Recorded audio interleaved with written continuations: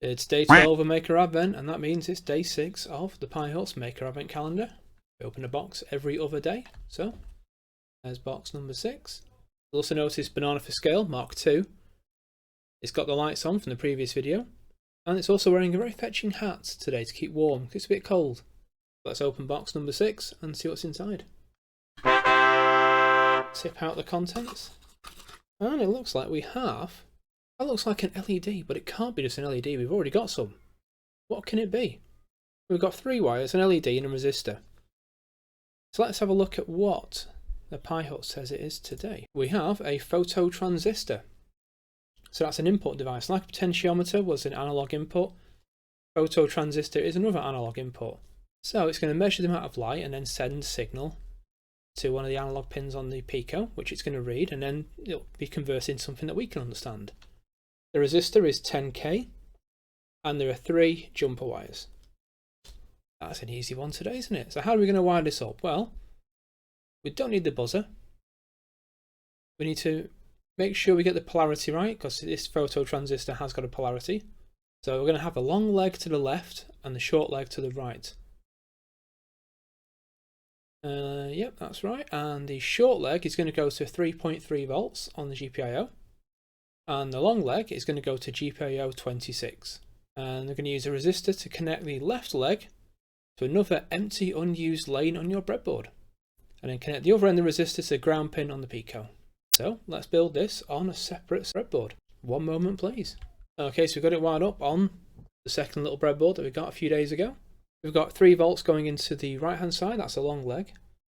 And the short leg is connected via a 10K resistor to ground. I'm using the ground rail on this breadboard. Well, that leg is also connected to GPIO 26, which is an ADC pin, analog digital conversion pin. We're going to use that pin to read the light levels. So I'm going to just flip to the code. You can still see what's going on down here, but we've got the general setup. So let's just quickly do it to make sure we all understand what's going on. From machine, import ADC and pin. So from machine, import something that says, I want to use analog inputs. And then import the pin, which means we can use GPIO pins. We then define a pin for our sensor. In other words, we say, right, our light sensor, that little thing in the corner here, is connected to pin 26, and we're using an ADC function, analog digital conversion, to read that pin as an analog input. Then we say, okay, the light level, so light, the object, the variable, is going to store the output of reading the light sensor. It's going to give us a raw value, and then it's going to print it. Easy peasy. So let's run the code. And it's saying it's 31671. That means absolutely nothing to us, doesn't it really? How can we convert it into something that we understand? Well, we go to the second example from the Pi Hut. So again, we're still importing ADC and pin, but now we're using sleep to add a pause to the code. We're using the same GPIO pin. We're reading it the same way. We've got a new object here, a new variable called light percent. And that takes the value of light, so the reading, divides it by 65,535, multiplies it by 10, but it's wrapped up inside round. Can you see that there, round? That round function is a way of rounding numbers. In this case, it's going to round it down to 1 decimal place. So round, open parenthesis, skip over the light and the bit of maths there.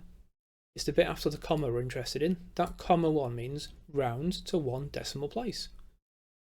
So round the output of that bit of maths to 1 decimal place. And then it's going to print the value to the Python shell as a string. That's another one of those little formatting helpers. It's going to print light percent as a string, but also attach to the end of it a percentage sign. It's nice and easy, that. I'm just going to stop any running code. And let's read that sensor once again. So it should give us a percentage reading. 47% light. Okay, so let's get my really bright torch.